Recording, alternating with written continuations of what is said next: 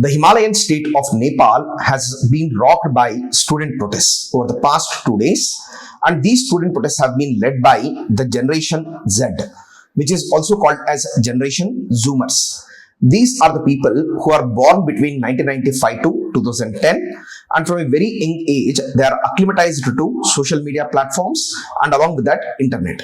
Because of this exposure, these people don't know a world without the digital space. And the Nepalese government over the last week, what it has done is it has banned nearly a dozen or more social media platforms from Nepal, which includes the popular social media platforms like X, WhatsApp, Instagram, Facebook. So all of these apps have been banned in the Himalayan state of Nepal. And if you look at the origin of why these platforms have been banned, the Nepal government in fact wanted to regulate social media. And it has given a 7-day deadline to all the social media platforms, saying that they have to register themselves in Nepal. They have to appoint a point of contact in Nepal. There should be a resident grievance redressal officer.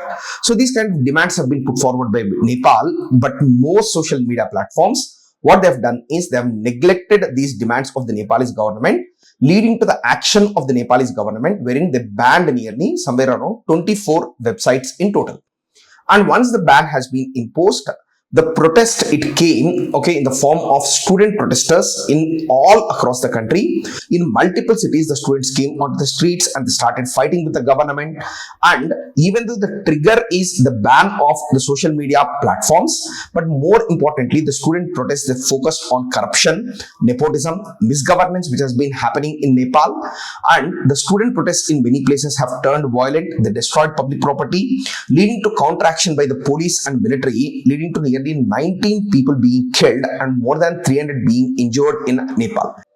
And because of this escalation of the issue, what happened is the Nepali Home Minister by the name of Ramesh Lekhak, he has resigned from his position, and 𝐾𝐶𝐵𝐧𝐢𝐧𝐿, so he in fact talked about how the student protests have been organized by the infiltrators, but the students in fact said that these movements are youth movements against corruption of 𝐾𝐵𝐴𝐺𝐲's government.